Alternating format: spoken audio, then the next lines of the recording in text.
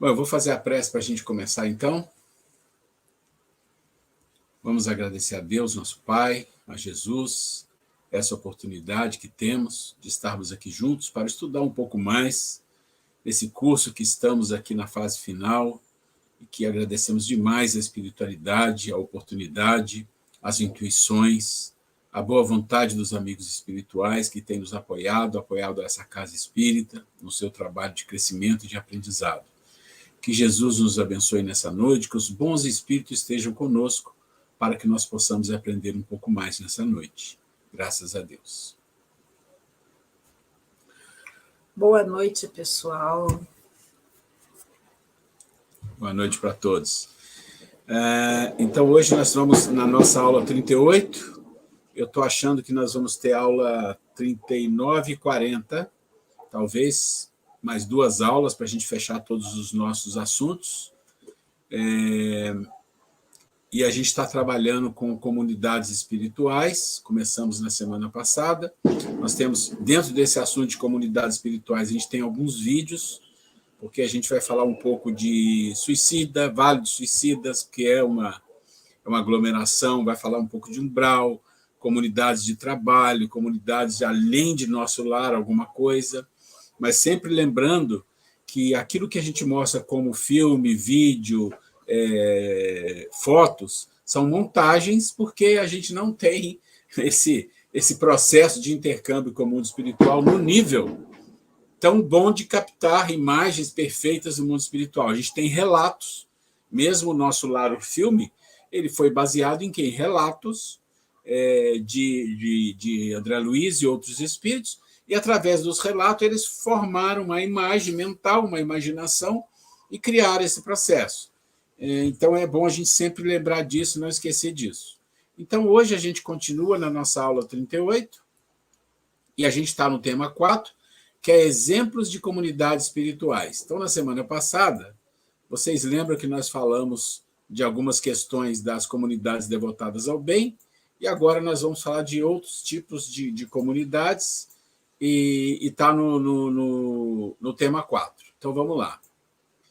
Então, como a gente viu no tema anterior, as comunidades do plano extrafísico, as principais características das sociedades encontradas no mundo espiritual, que, embora apresente certa similitude, são distintas entre si, como assinala o enfermeiro Lísias, da colônia Nosso Lar, um dos primeiros amigos de André Luiz no mundo espiritual.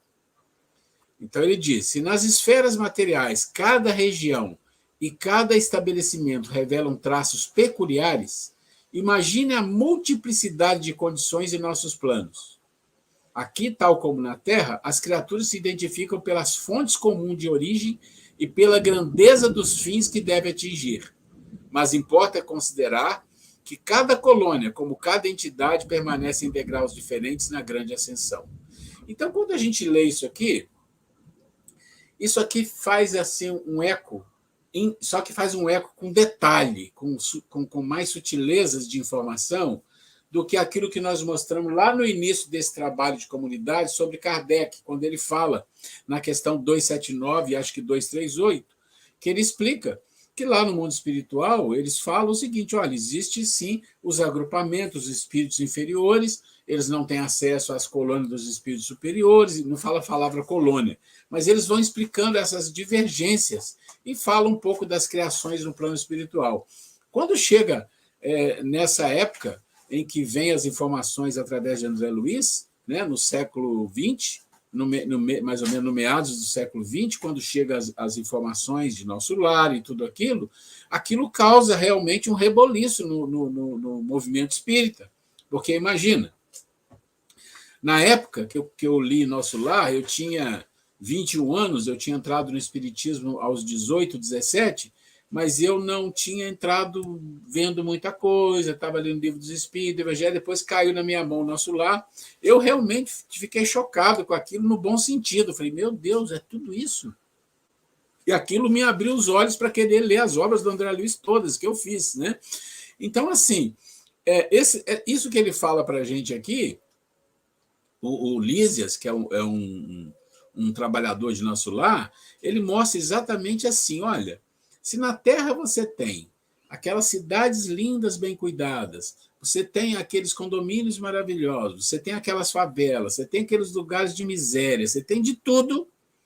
Imagina aqui que a possibilidade de criação mental é muito maior, em todos os níveis, aí ele está dizendo, não só no plano da beleza, quanto no plano, né, da feiura, vamos dizer assim. Então, o espectro de visual ou de maneira de viver é imenso. Isso é importante entender a quantidade de situações diferentes que podem existir.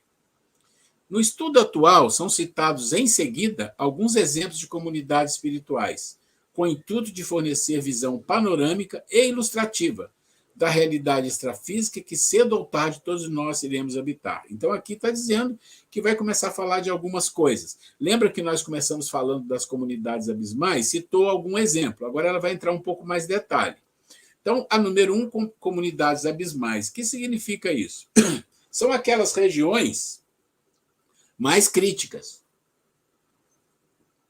onde, às vezes, se chama comunidades abismais e, às vezes, chama comunidade das trevas. Esse nome é muito pesado.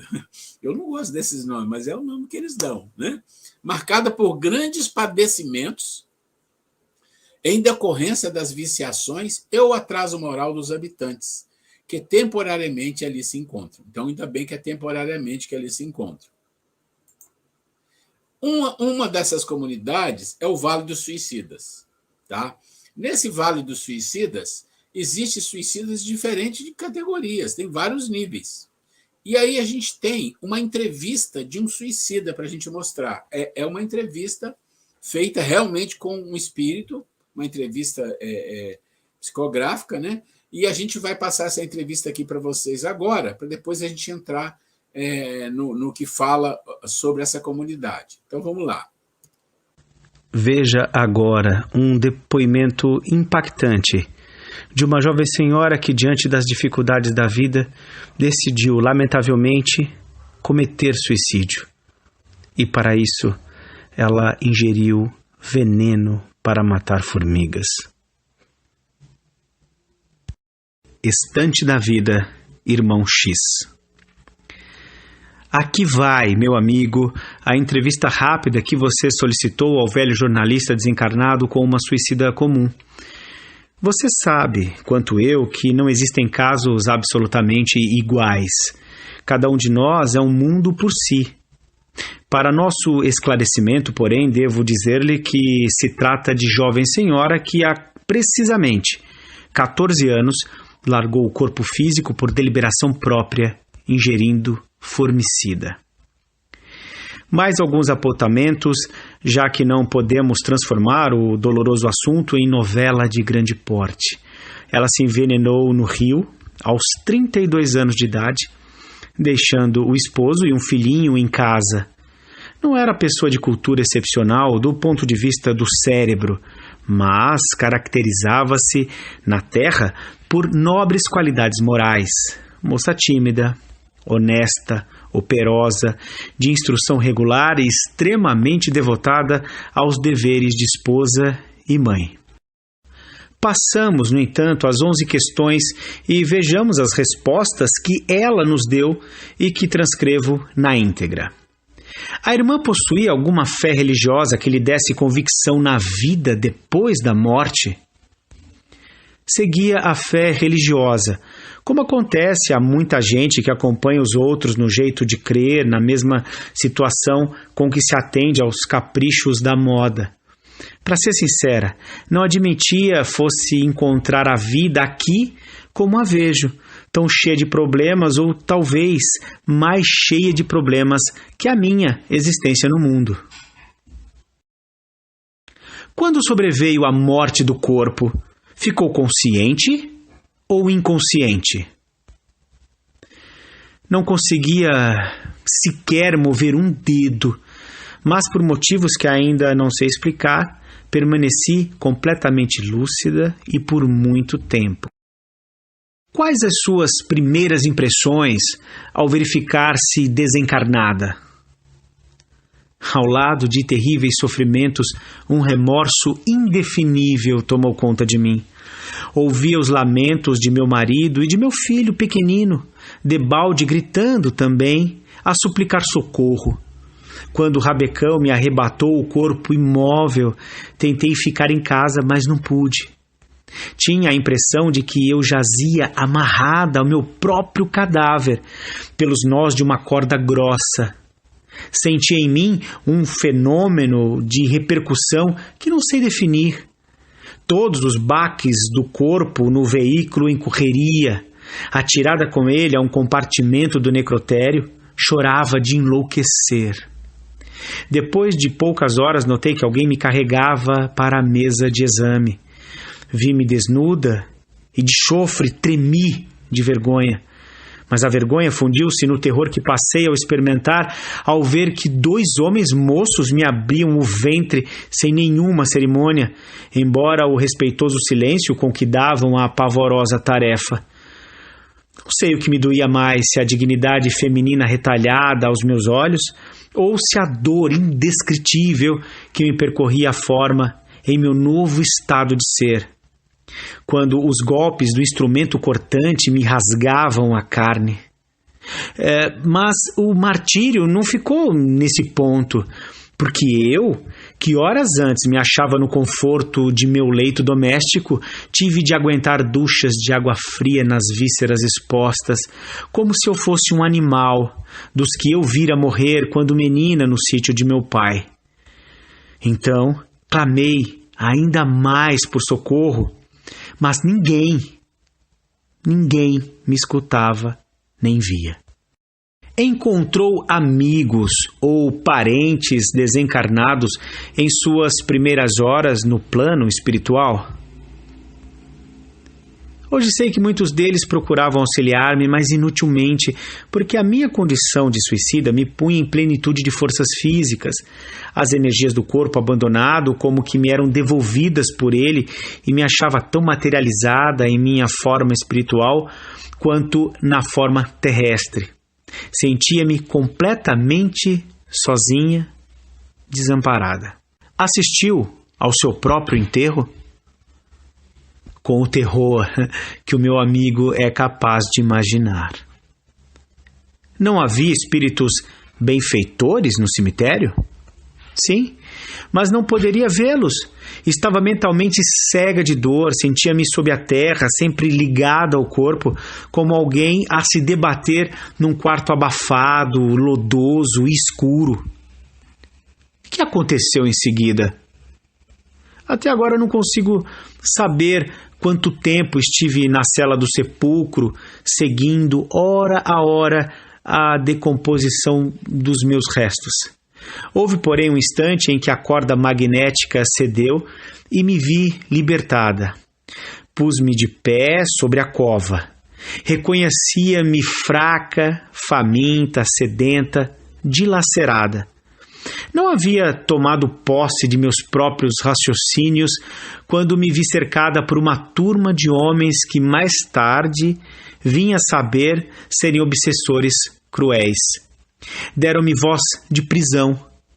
Um deles me notificou que o suicídio era falta grave, que eu seria julgada em corte de justiça e que não me restava outra saída senão acompanhá-los ao tribunal. Obedeci e, para logo, fui por eles encarcerada em tenebrosa furna, onde pude ouvir o choro de muitas outras vítimas. Esses malfeitores me guardavam em cativeiro e abusaram da minha condição de mulher sem qualquer noção de respeito ou misericórdia. Somente após muito tempo de oração e remorso, obtive o socorro de espíritos missionários que me retiraram do cárcere depois de enormes dificuldades, a fim de me internarem num campo de tratamento.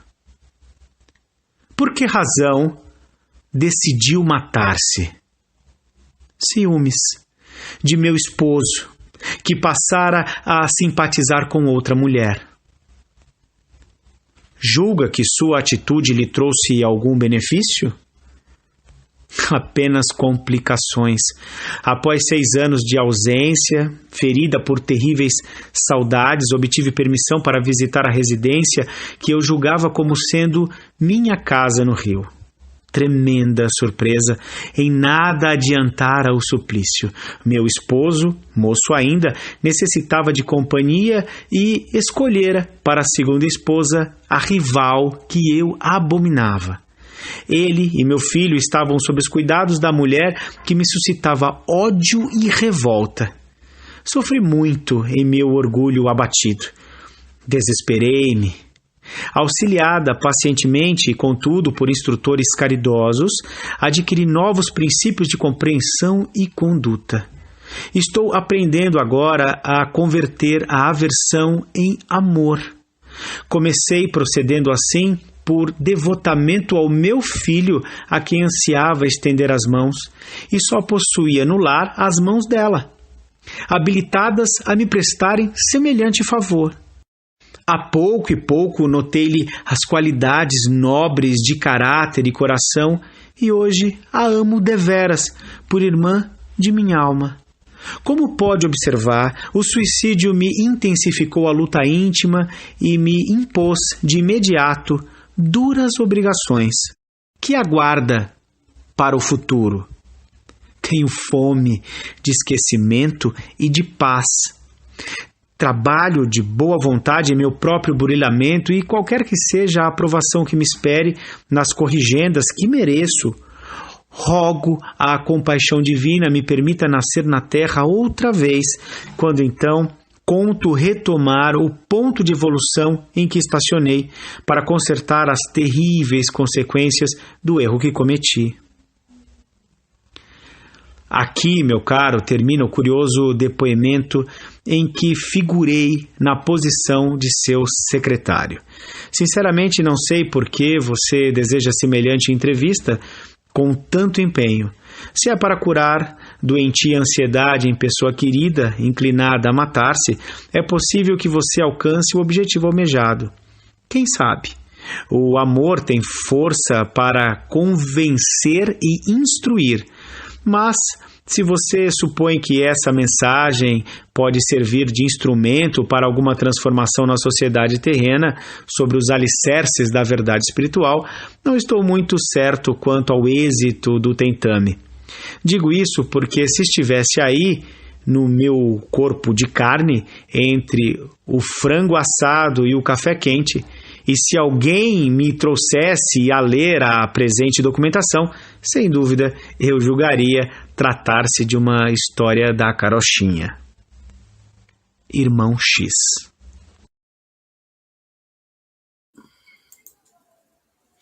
Ok. Uma coisa interessante nesse Vale dos Suicidas, e na questão dos suicidas, não no vale em si, na questão dos suicidas, vocês viram a entrevista, há várias coisas que são similares ao que a gente lê em outros livros sobre essa questão. Eu sei que muitos de vocês já leram coisas sobre suicida, lá na Ivone tem muita coisa interessante, mas algumas coisas comuns é que eles continuam sentindo dor. Por quê? Porque, como ele suicidou, ele cortou a vida onde existia muita energia ainda. Normalmente, o suicida corta a vida num corpo cheio de energia. E essa energia ela vai ficar com ele ali, vibrando no perispírito, dando a ele uma percepção de físico, de corpo, de ter ainda o corpo físico. Então, você vê tudo o que aconteceu com ela. Ela viu o enterro, ela sentiu a decomposição do corpo, antes ela foi para o necrotério, ela assistiu a sua autópsia, sentiu dor. Olha quanta coisa esse processo do suicídio provoca, exatamente porque quando você desencarna de uma forma natural, né, como a grande maioria, o que acontece? As suas energias, o seu princípio vital, a sua energia que você nasce para X tempo, ela já está escassa. Então, você não passa por esse processo. Em geral, você desencarna e você vai para onde tem que ir, mas não passa por um processo como o suicida passa. É uma agravante na vida do suicida. Além de que o desespero. Você vê o desespero dela, de tudo que aconteceu, dos maltratos que vai ter lá nessa situação do umbral, nesse vale, onde é que ela esteja, vai passar por maltratos, vai passar por pessoas querendo explorá-la. ou de uma forma ou de outra. Então, muitas coisas acontecem que agravam imensamente a situação em comparação ao que estava vivendo no mundo material. E isso não acontece porque é uma questão divina, uma questão da lei de punição. Não. É uma questão de mostrar para o ser a necessidade de seguir a lei. Quando você segue a lei, você transcorre em todas as situações de vida, de desencarne no mundo espiritual, de uma forma. Você não segue a lei, então aquilo segue de outra maneira. Ora, a lei é muito simples. Você nasce com uma pilha, né? A sua condição energética. Tem uma pilha. A sua pilha vai durar 80 anos, vai durar 70, vai durar 60. Quando você vai chegando no tempo de duração da pilha, as suas energias vão diminuindo. A gente percebe, as pessoas mais idosas, com raras exceções, elas têm menos energia, começa a ficar mais adoentado, vai enfraquecendo. O que significa isso? Significa que essa pessoa está numa fase, né, de queda de energia, porque em algum momento ela vai desencarnar, e quando desencarnar, não tem mais essa energia que quer ficar ainda viva, né? Parece que assim, algo como que tentando viver e se gruda ali naquele perispírito de uma forma tal que traz aquele perispírito por um formato muito material, muito físico, e sentindo coisas. Isso é da mente, né? É da mente, mas ele vai sentir coisas. Por quê? Porque ele precisa botar essas energias para fora. Então, eu trouxe isso aqui para a gente, e a gente vai ler aqui, né, o que está mostrando para nós, que é o Vale dos Suicidas, para a gente entender um relato que mostra muitas coisas que são similares de outros suicidas em livros que a gente já leu, de reuniões mediúnicas que a gente já viu. Acontecem algumas coisas parecidas, como às vezes sentir a dor, às vezes não conseguir perceber o que aconteceu, ficar preso no cemitério, e em alguns casos fica muito tempo preso ali, vendo a decomposição do corpo, não tem energia para fazer nada diferente. Então você vê que a coisa começa a mudar um pouco quando aquele ser começa a perceber a besteira que fez e aí começa a pedir ajuda a Deus. Nesse processo, ele está na segunda fase, que é a fase de tentar reequilíbrio. E ali, naquele processo de pedir ajuda a Deus, não é só uma prece, não é só palavras, você viu que ela fala que levou muito tempo. É exatamente quando queima a energia e quando ela está preparada para receber uma ajuda. Então vamos ver aqui o que fala para a gente aqui. O Vale do Suicida. Quais são os habitantes de lá? Suicidas de diversas categorias. Características ambientais. A luminosidade solar escassa, porque a luz é filtrada por névoa densa permanente. Então, imagina um lugar de penumbra, aquela luz solar fraquinha, uma penumbra. Vegetação sinistra e seca. Então, isso também a gente já leu em outros livros. Contorcida. As árvores possuem poucas folhagens. Presença de muitas plantas exóticas, como descreve um suicida que ali viveu. Então, a descrição dele.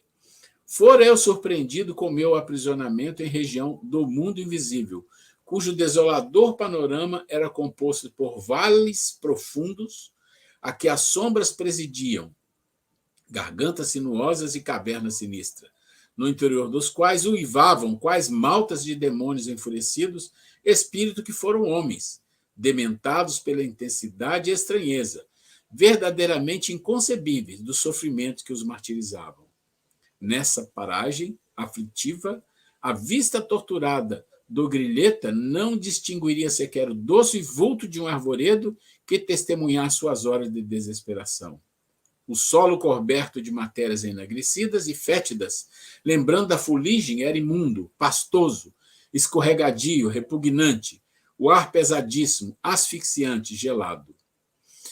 Aqui é uma descrição de alguém que passou por lá. Agora, vamos lembrar que quando fala assim o lugar, o Vale do Suicida, não é um local específico, são vários. Então, tem várias situações diferentes. Aqui, ela deu uma descrição, aqui esse aqui está dando uma outra descrição para a gente, mas essas descrições têm algo comum. E o que é o algo comum? É o sofrimento.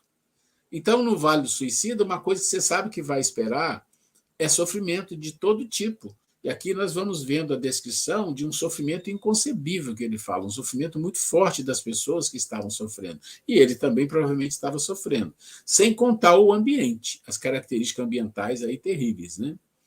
As condições espirituais dos habitantes. Então ele vai ter quem são os habitantes, as características e as condições.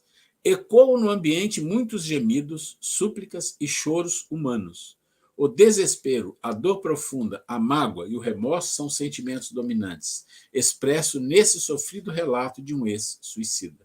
Então, a situação de desespero. E você imagina o quanto de remorso, de dor, até um suicida que está nesse vale a recobrar um pouco de sanidade, porque fica insano. Você imagina? Fica dementado, fica louco.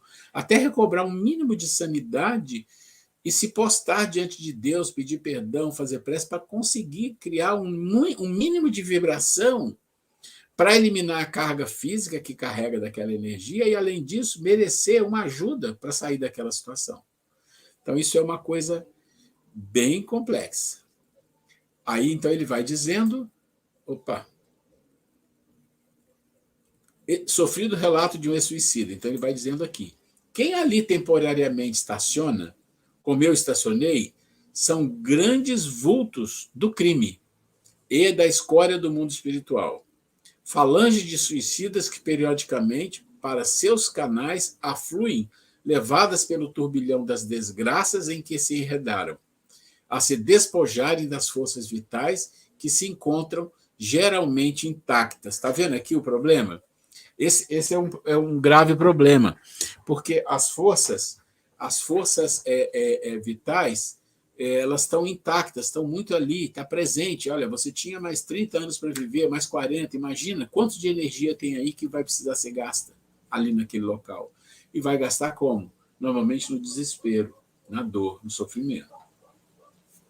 Então, esse é o Vale do Suicida. Depois nós temos aqui o 1.2, uma cidade estranha. Vamos entender o que significa isso aqui.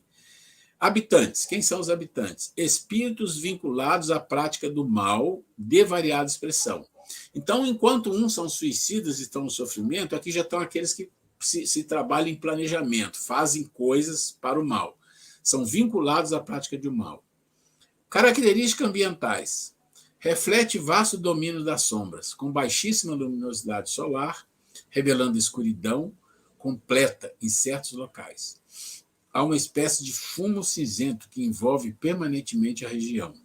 Praticamente não há volitação, mas essa não se revela de todo impossível, pois alguns habitantes mais intelectualizados dominam a técnica. Então você vê que a volitação é uma técnica que eles podem ter, mas vai ser no nível ali, bem na situação deles, né?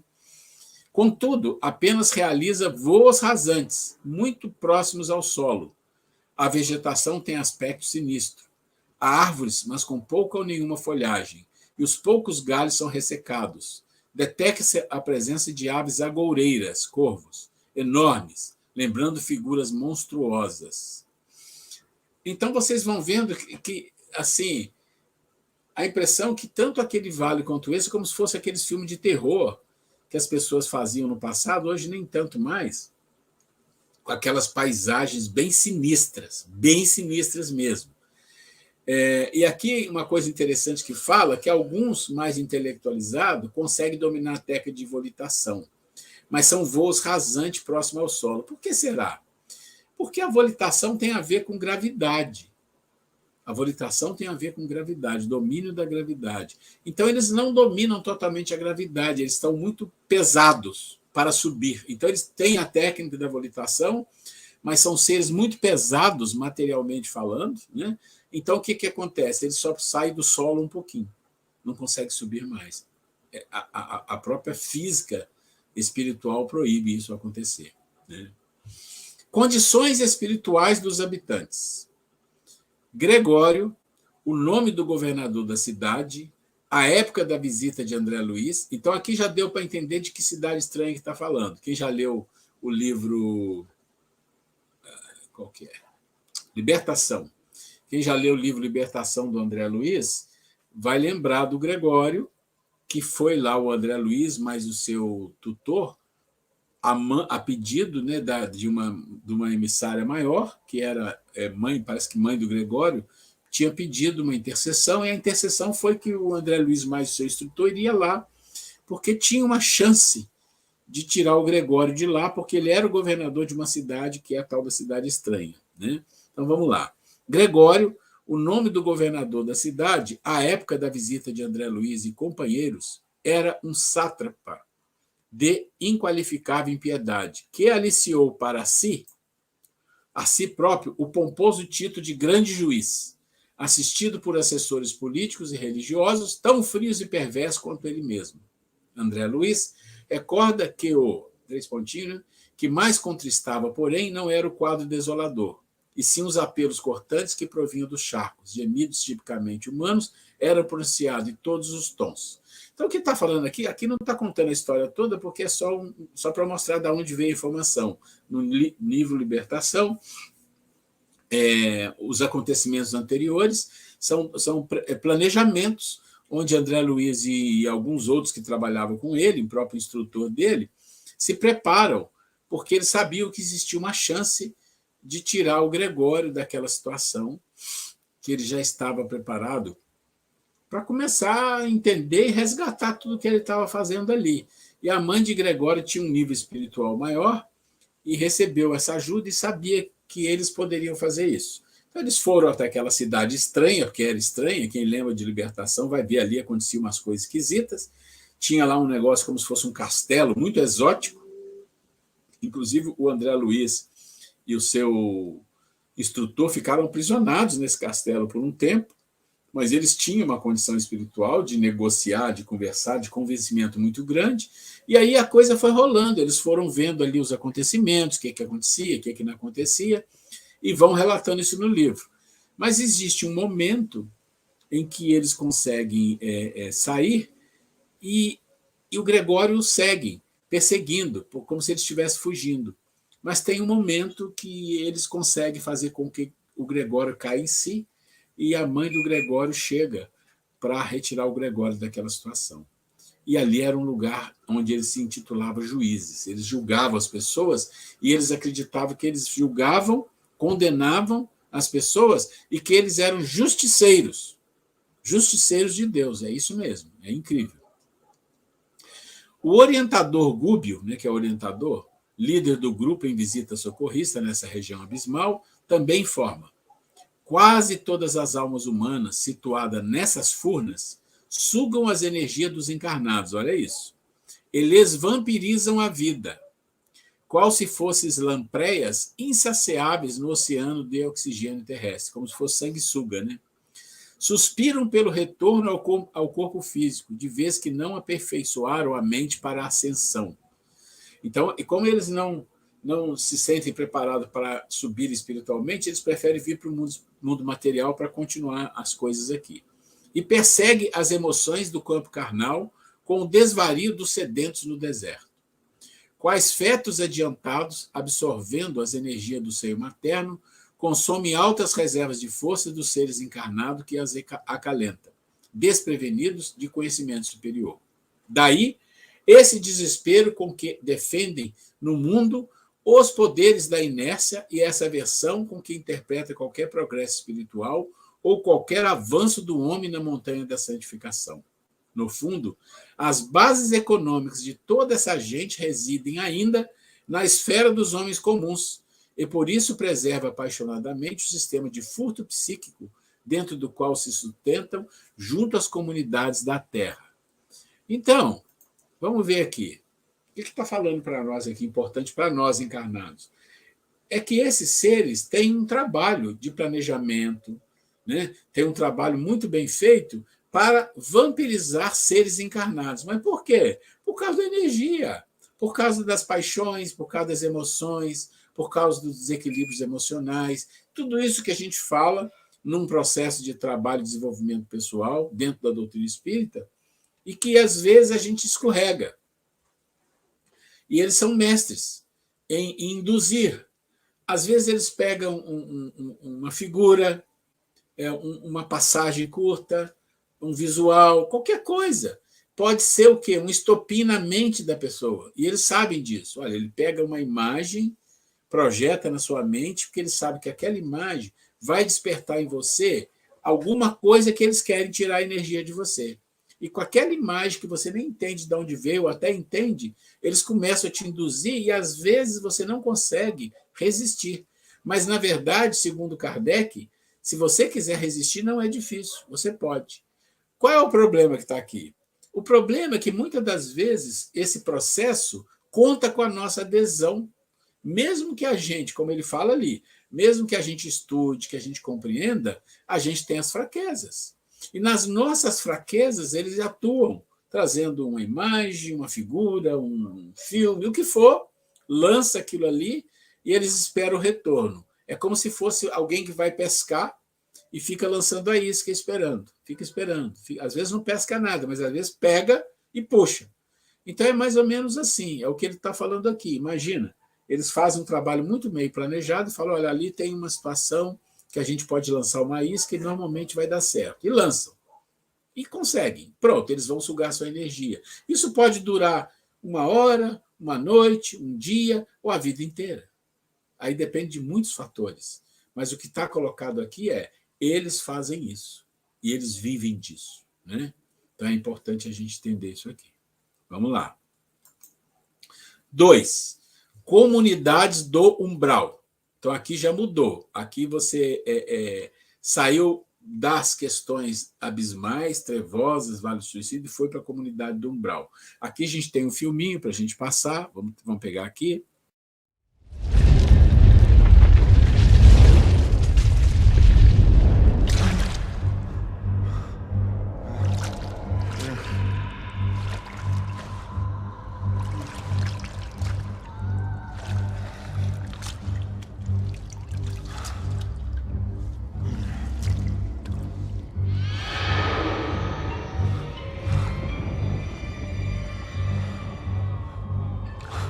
Foi como acordar de um longo sonho. E logo descobri que não pertencia mais ao mundo dos vivos.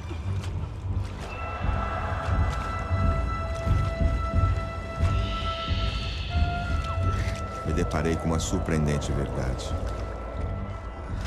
A vida é fonte eterna que passa por diversas etapas.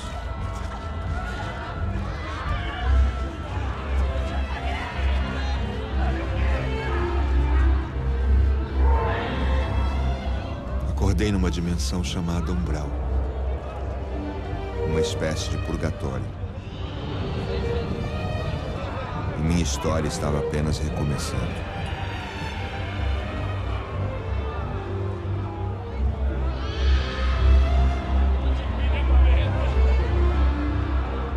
Apenas sobrevivia. Sem destino, sem respostas. Respirava, sentia fome, frio e medo.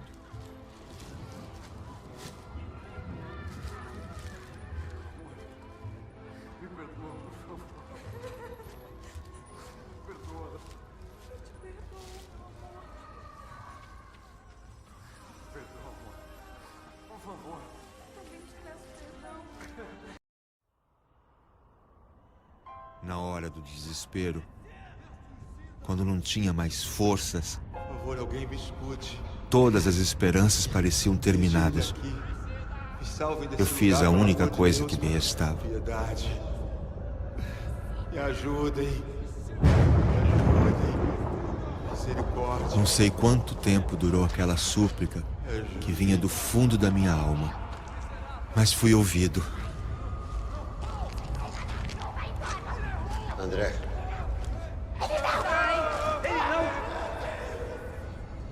De Deus. Me ajudem.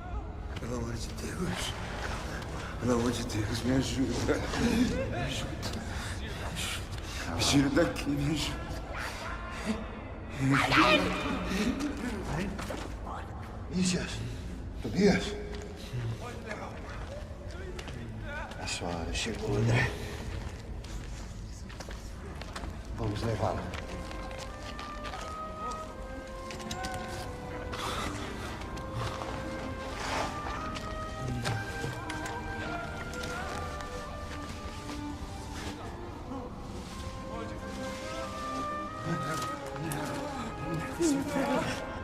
Precisamos alcançar a cidade sem demora.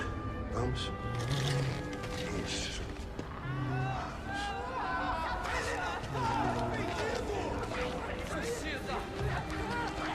Eu não vou me arrepender!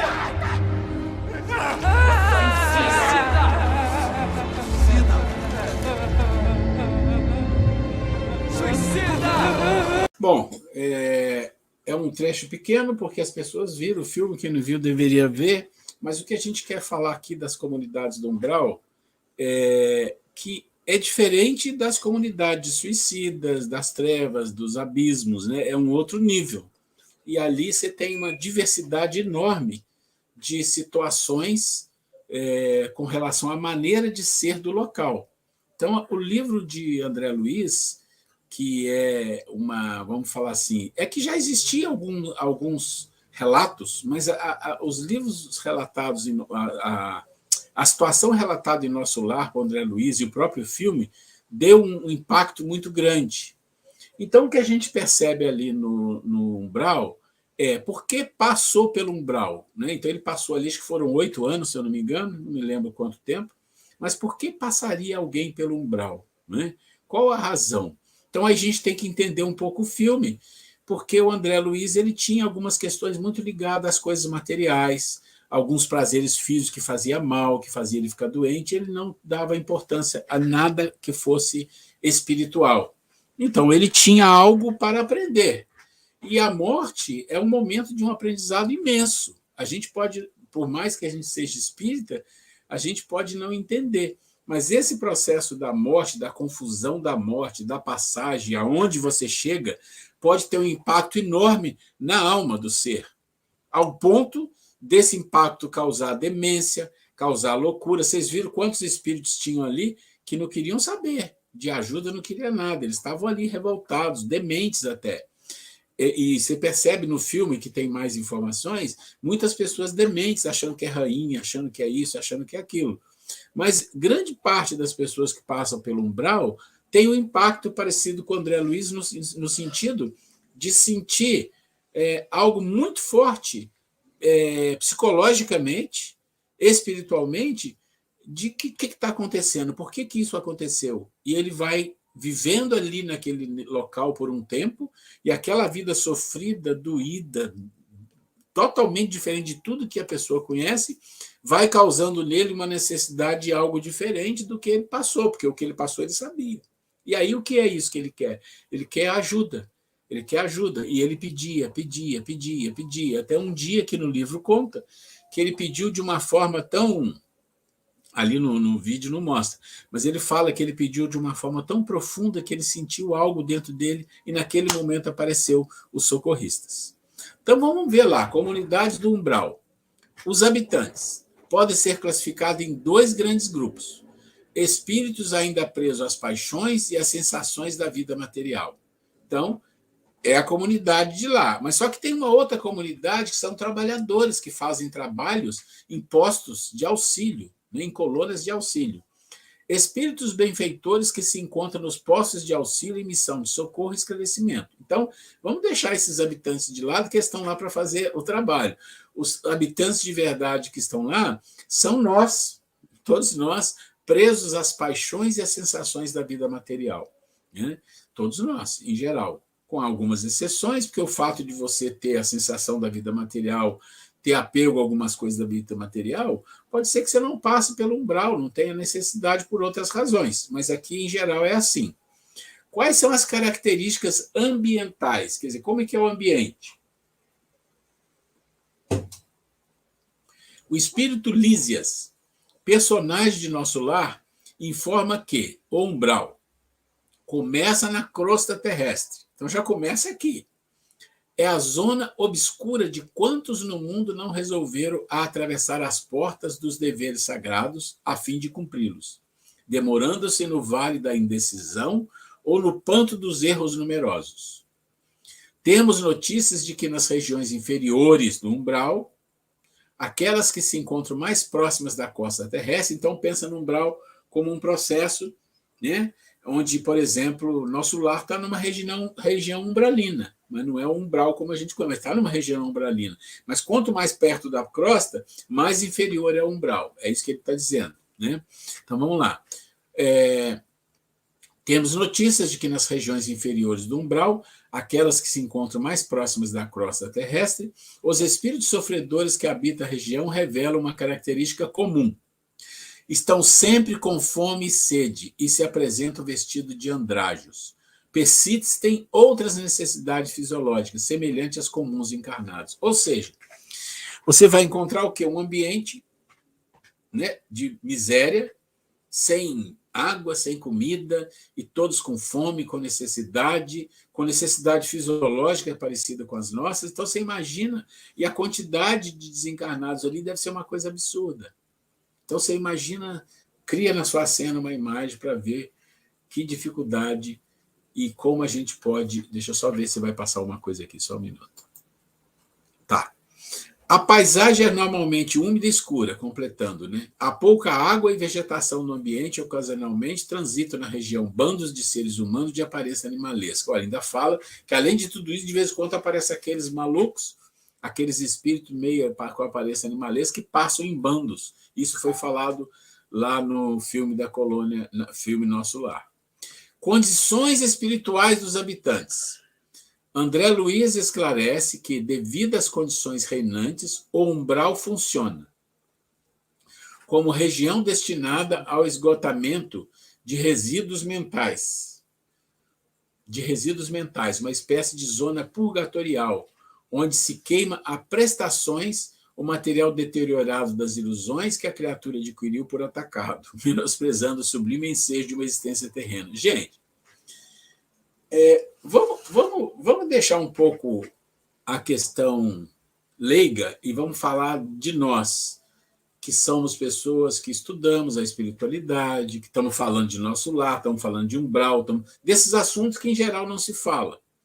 Nós que somos espíritas, nós que estudamos, nós que temos a intenção de fazer algo interessante, tudo isso. Só que, quando você olha para a situação aqui, que ele está dizendo aqui e que ele está dizendo aqui atrás, né? Erros numerosos, né? Aqui fala de sofredores, fala de necessidades fisiológicas, fala espírito preso às paixões e às sensações da vida material. A gente vai ver que muitas das coisas da nossa vida ainda está relacionada a isso. E não é que está errado, é que é assim. Não adianta a gente se iludir. Eu sou espírita, eu vou à casa espírita, eu estudo, eu não sei o quê, então eu com certeza vou para uma situação... Pode ser, mas a gente não pode se iludir, porque tem muito dentro de nós ainda de coisas que precisam ser queimadas, como ele fala, que precisam ser gastadas, né? E a gente não pode ficar se apegando a coisas formais, como, estamos aqui estudando, isso já resolveu. Não, o fato de estudar, qualquer um pode estudar.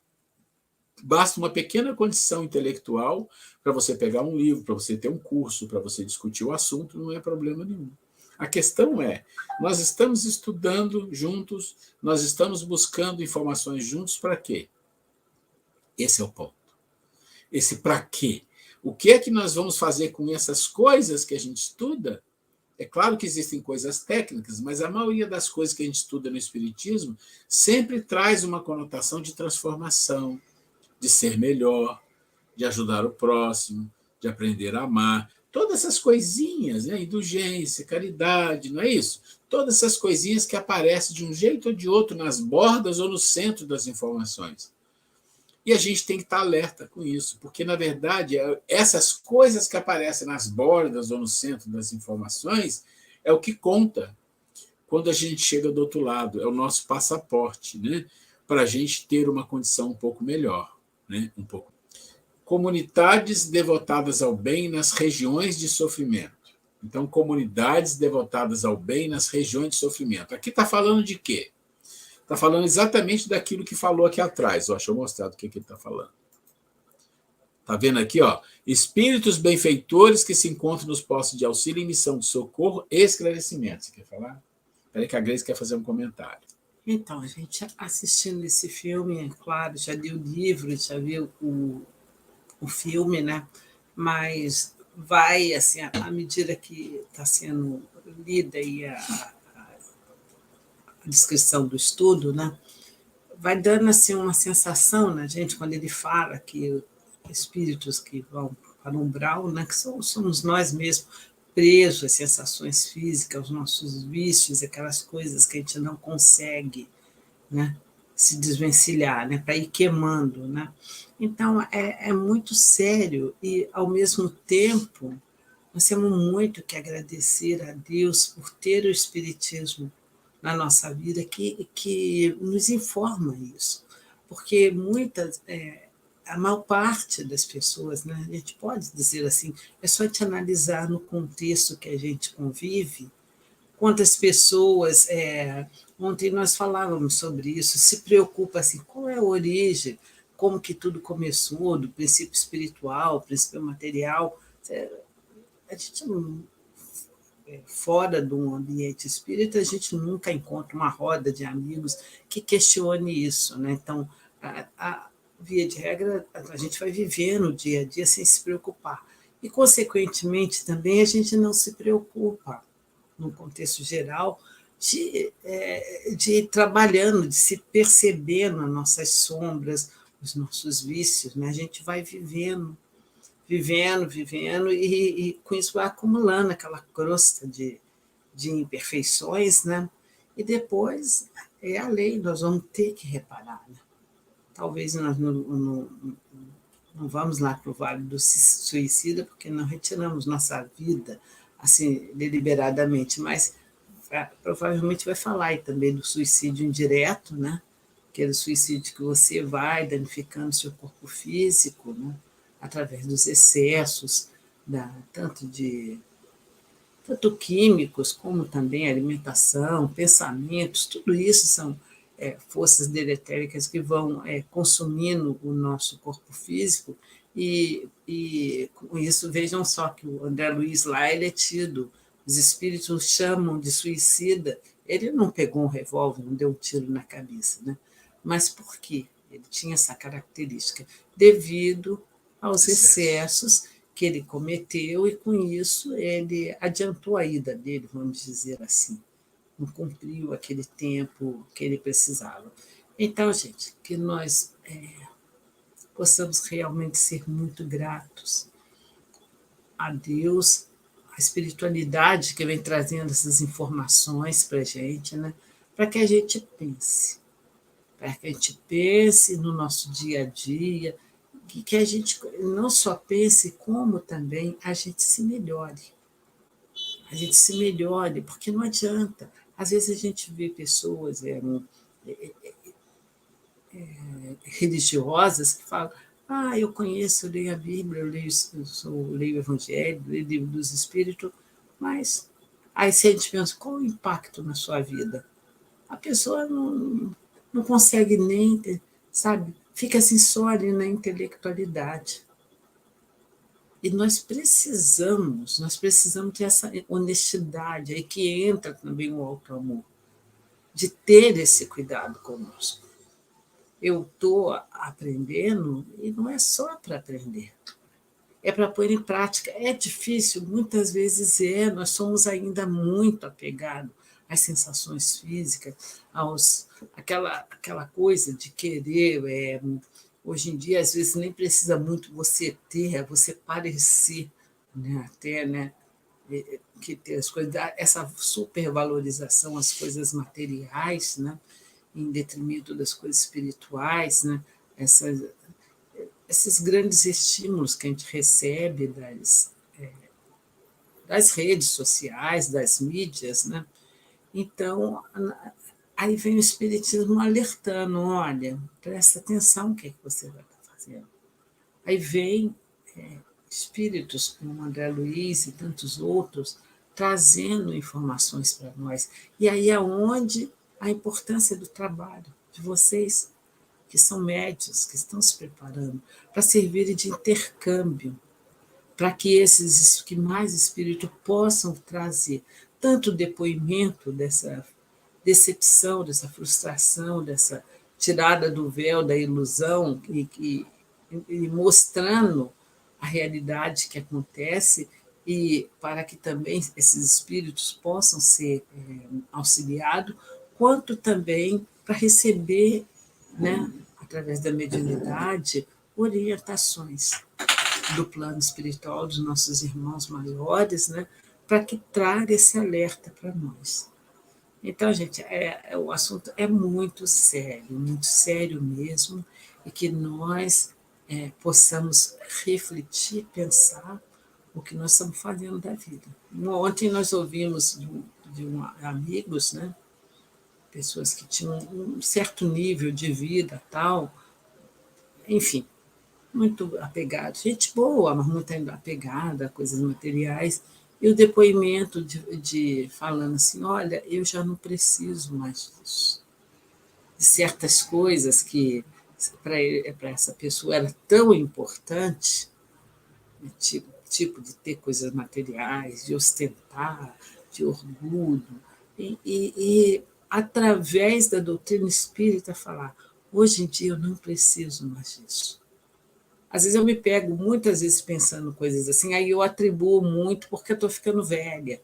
Assim, a gente está envelhecendo, a maturidade traz isso, mas não só isso, não é só a idade em si, e sim a consciência, é você tomar, ter discernimento, ter lógica, de pensar, ainda eu faço determinadas coisas, ainda eu estou apegado, mas eu já sei que isso não é bom.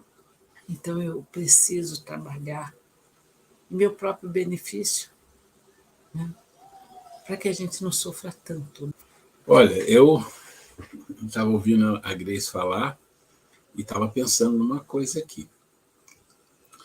A gente fala essas coisas e isso, de uma certa forma, ela toca todos nós. Eu não tenho dúvida nenhuma, de um jeito ou de outro. Porque a religião, em geral, ela trabalha muito no aspecto da forma, e a forma é toda a parte exterior. E que as pessoas, às vezes, se conformam com isso, sente que está cumprindo uma obrigação, está cumprindo um dever, e vão levando. Mas nós que somos espíritas, a gente recebe informações além dessas, se a gente quiser também. Existem no meio espírita trabalhos que trabalham mais profundamente o ser humano, que vai a fundo. Isso já está, principalmente no Brasil. E eu estou falando de Irmãs do Fogo e Joana de Anjos, principalmente, que ajudam as pessoas a conhecer as suas capacidades, a se olhar mais e a conhecer algumas ferramentas de transformação. Isso é um patrimônio da doutrina espírita maravilhoso, que está sendo posto há umas 2 décadas já. Uns 15, 20 anos começou e está vindo. E isso é muito interessante. Se você olhar a religião, a doutrina espírita, ela tem umas ondas. O que são essas ondas? É a maneira é como o movimento se comporta. Então, ela tinha um jeito de se comportar, depois de um tempo passou de outro, aí veio as obras de André Luiz, as coisas mudaram, as pessoas queriam entender, queriam conhecer, e começaram a saber do plano espiritual, e aí choveu livros mediunizados, psicografados, e aí tem umas coisas que nem tem nada a ver, mas vamos falar do que é bom. E as pessoas começaram a ter muita informação. Então, é uma onda grande dentro do movimento espírita que dá muitas informações maravilhosas para a gente, de André Luiz, de Emmanuel, de Bezerra e de outros mais. Mas há 15, 20 anos atrás, acho que 20 anos atrás, começou uma outra onda. E não quer dizer que a onda anterior é ruim, não é isso. É mais informação, é mais suporte, é mais ferramenta para o nosso desenvolvimento. Que é a onda de Joana, Irmãs do Fogo e outros que trabalham na parte psicológica do ser, trabalham na intimidade do ser.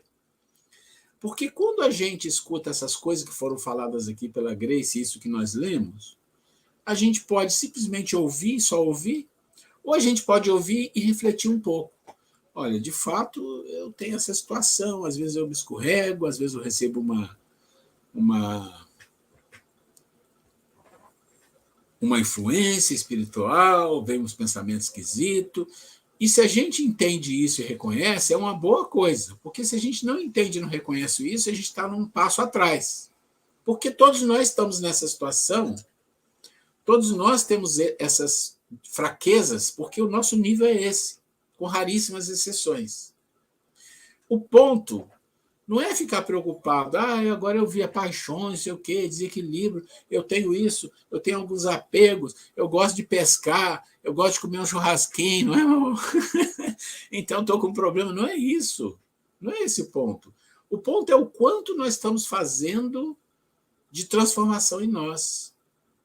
E nem é o quanto estamos fazendo de transformação. Kardec fala, é um passo atrás até. É o quanto esforço estamos fazendo. Kardec diz, quanto esforço estamos fazendo. Porque se a gente não fizer nenhum esforço, gente, a gente tem que ser honesto com a gente e entender isso de uma vez. Se a gente não fizer nenhum esforço de transformação, de buscar colocar alguma coisa em prática, o mínimo que seja, nós vamos chegar no outro lado falando, nossa, você sabia disso tudo, isso tudo, mas você está igual você estava, não adiantou nada. É isso.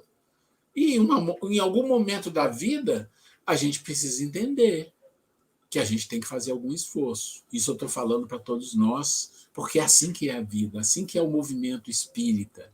A gente vê de tudo no movimento espírita. É ruim a gente ficar pontuando, mas aqui, como exemplo, a gente vê demais. Pessoas que trabalham igual os loucos no movimento espírita e você percebe a pessoa fazendo coisas e fala, meu Deus, por que está fazendo isso? Coisas absurdas. E às vezes a gente faz também. Esse é o ponto. O ponto é o quanto você observa isso em você e o quanto você luta contra isso, caindo, levantando, mas lutando. Porque o problema é quando é tão inconsciente que você nem percebe. E as outras pessoas percebem. Porque não é assim que funciona? A gente percebe os erros dos outros, a gente não percebe a nossa. Então, eu acho que essa é uma reflexão que a gente precisa fazer. A Grace quer fazer mais um comentário aqui. Vou passar para ela. Sim, que o Ruela colocou aí, fez uma colocação que sobre a importância da gente observar nossas ações e de pensar, poxa, o que eu estou fazendo? Né? E os espíritos falam uma coisa muito, muito interessante que sempre me toca muito quando eu penso na minha realidade, na vida, na realidade da vida, que diz o seguinte, que nós somos espíritos devedores, né, com uma carga negativa ainda muito grande, uma bagagem negativa muito grande em outras encarnações, né? Mas que a misericórdia divina é tão grande que a conta vai ser apresentada e vai ser cobrada a fatura lá que nós assinamos, né? Né, Roberta? Promissória. Tinha promissória. Padizé não deixava a gente esquecer disso, das promissórias que a gente assinava, né? Nós já assinamos no plano espiritual. Então, vai chegar a hora que vai ser cobrada. E os espíritos afirmam isso, que muitas vezes nós somos agraciados, porque às vezes nós temos um débito um karma tão negativo, mas na hora que, exato, tem uma programação, em X tempo vai ser cobrado determinadas coisas da Grace.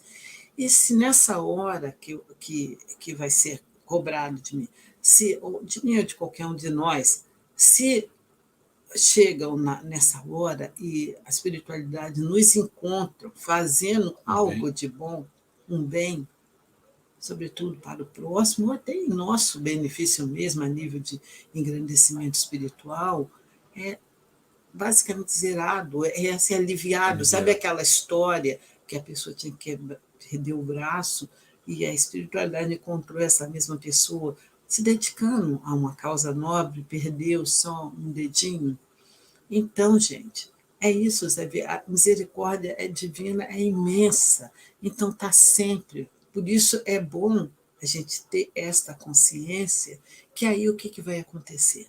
Nós vamos nos esforçar, analisar as nossas deficiências, nossas dificuldades, os nossos ranços, as nossas, aquelas coisas íntimas que a gente, como fala, a gente se conhece, né?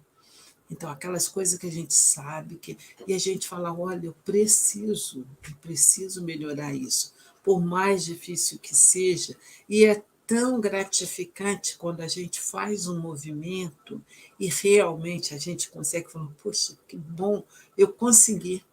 E isso é estímulo para outras tentativas. Então, eu gostaria muito de colocar isso, que na hora da prestação de contas, se a espiritualidade chega até nós e nos encontra com aquele espírito de boa vontade, de modificação, mesmo que a gente não tenha zerado aquele débito, mas se vê que nós estamos empenhados em nos melhorar, em estender a mão para o nosso próximo, em ter humildade de reconhecer nossas falhas, em pedir ajuda sincera, é aliviado aquela dor que você precisaria passar. Meus amigos, então vamos trabalhar com seriedade, vamos fazer autoanálise das nossas dificuldades e fazer isso tudo com leveza, como diz a irmã Sudufo, a reforma íntima sem martírio, sem aquele pesar, né? A gente olhar para nossas sombras, né? Amar nossas sombras no sentido no qual não amar no sentido que eu sou assim, que bonitinho, não.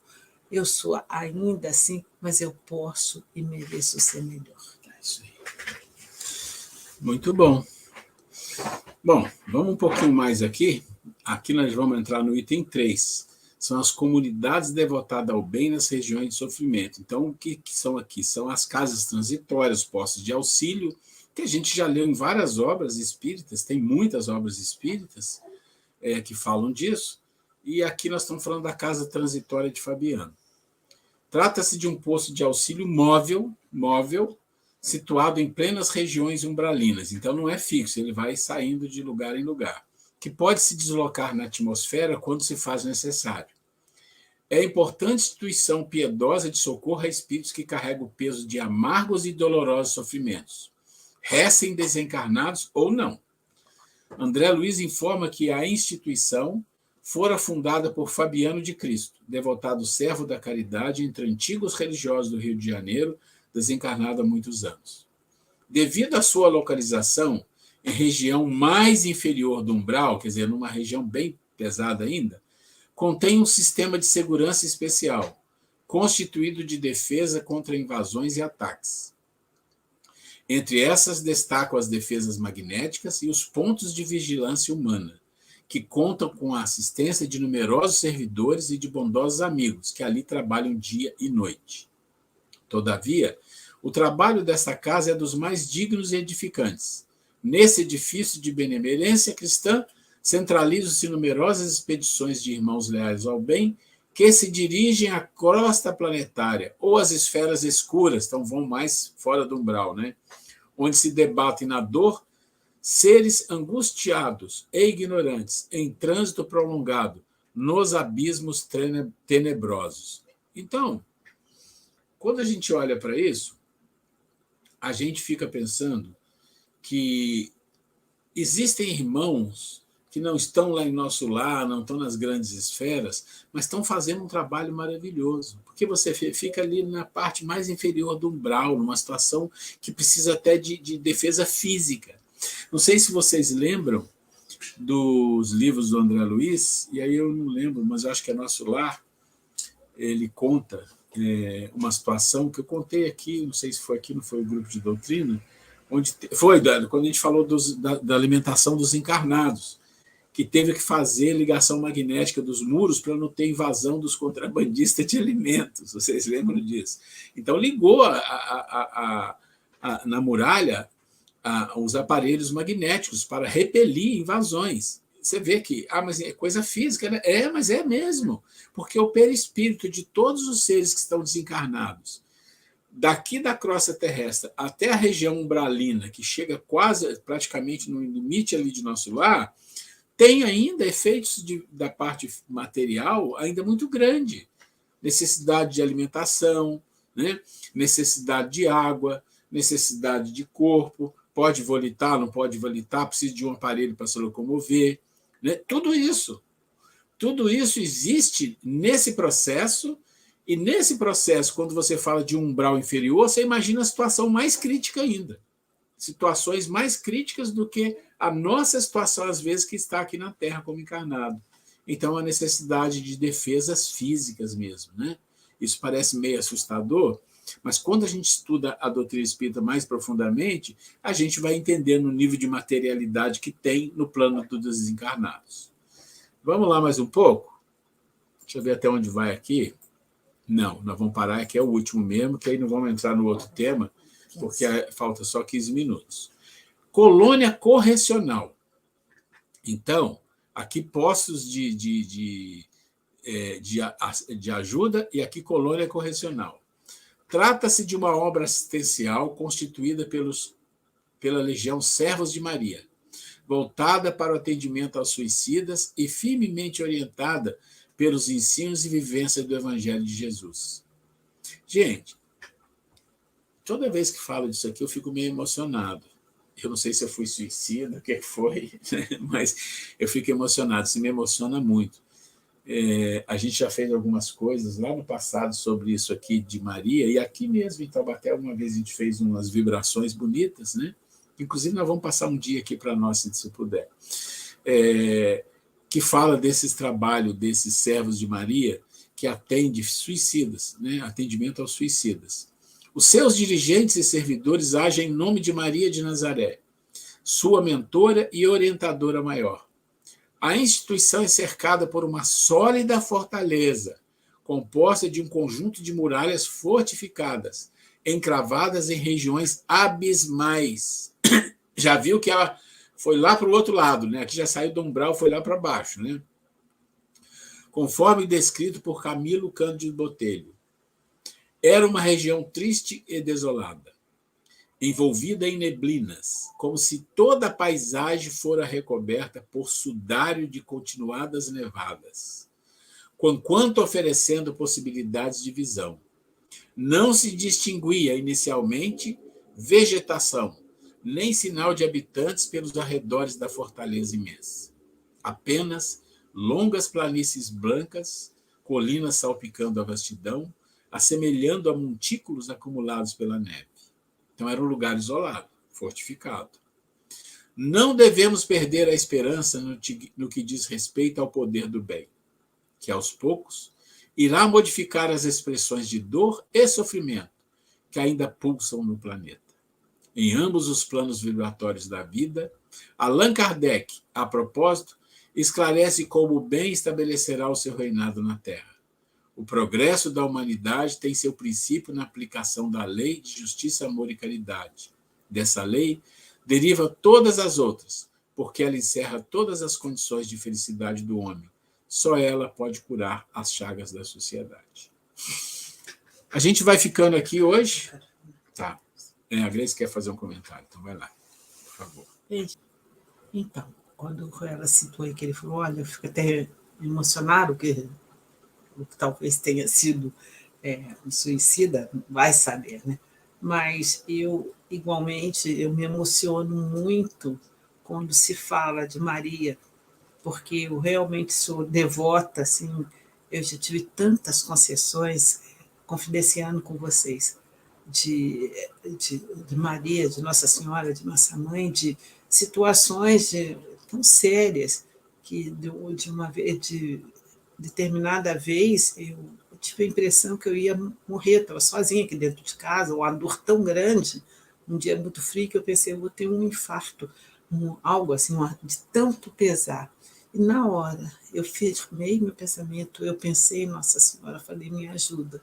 Não tinha ninguém aqui em casa, estava sozinho. E na hora, é como se tivesse tirado assim, do meu coração toda aquela dor.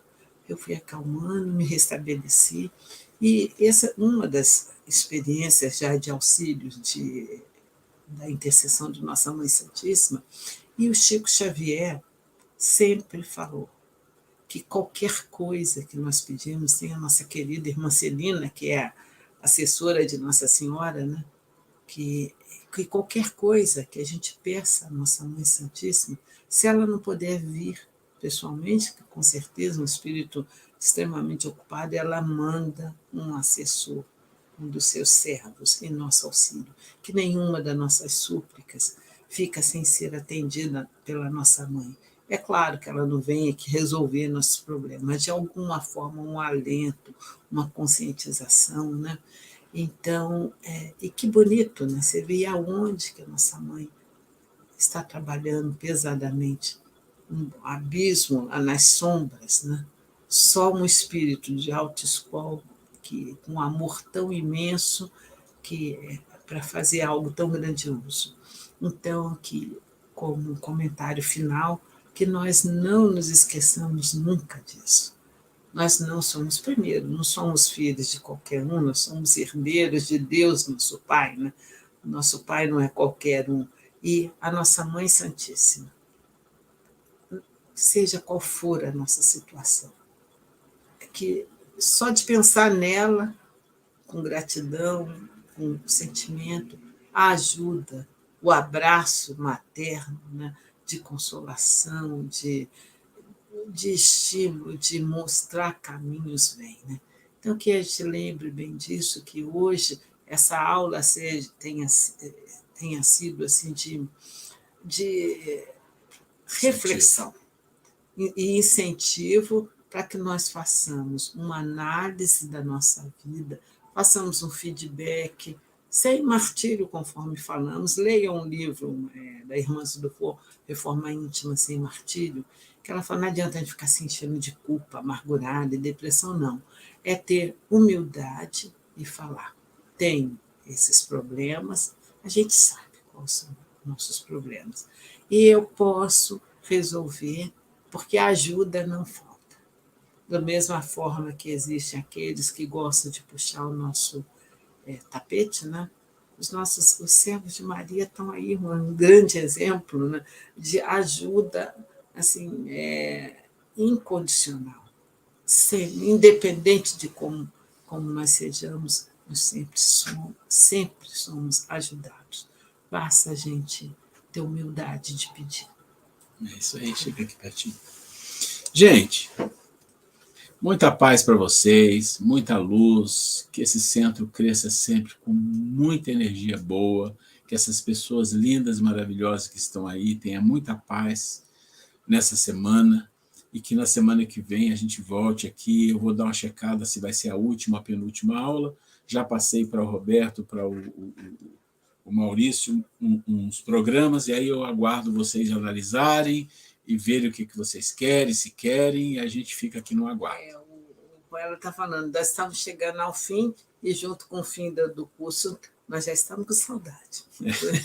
Embora a gente não veja vocês assim pessoalmente, mas tem um carinho profundo, a gente fica feliz toda terça-feira de estar aqui com vocês. É isso aí, gente. Um abraço a todos, um beijo, meninas, fiquem com Deus e até semana que vem. Até semana que vem. Até semana que vem, fiquem com Deus. Terminando a transmissão. Vamos aqui. pensar, gente, vamos pensar na nossa vida. Tá bem.